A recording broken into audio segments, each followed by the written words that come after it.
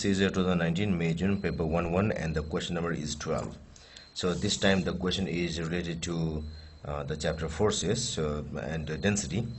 So we can see the whole lot of density terms here. So let's see, a cylindrical iceberg of height h floats in seawater. So this is seawater here.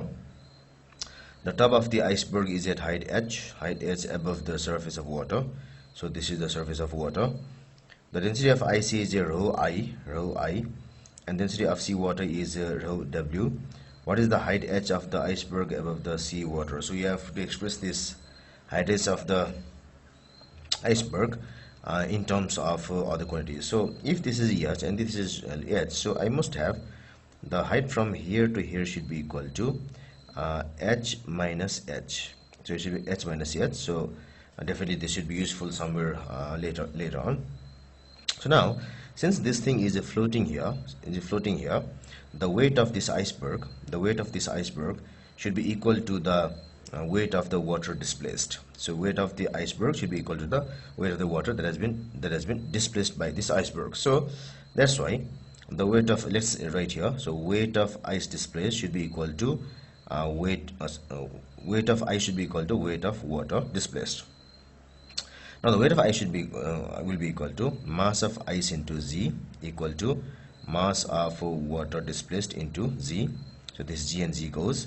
What remains is mass only. So mass should be equal to rho of ice into volume of ice should be equal to rho of water into volume of water displaced. So VW means volume of water displaced. So this will be equal to rho I. So let us say this cross section from here to here is cross section A. So this volume of I should be equal to this cross section A into this whole H. So cross section this thing cross section A into this whole H. So it should be AH equal to rho of water. Then volume of water should be equal to this cross section into this much because this represents the volume water displaced here. So it should be rho W into, it should be this much water is equal to large s minus small s. So it is h minus h. So now this area is also there. I forgot to write this area. So area is there. So this area and area goes. So when I take this rho W here, it should be equal to rho I by rho W. H is equal to h minus h.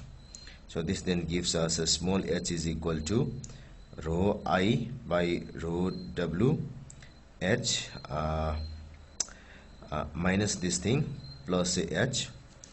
So it should be equal to h common 1 minus rho I by rho W.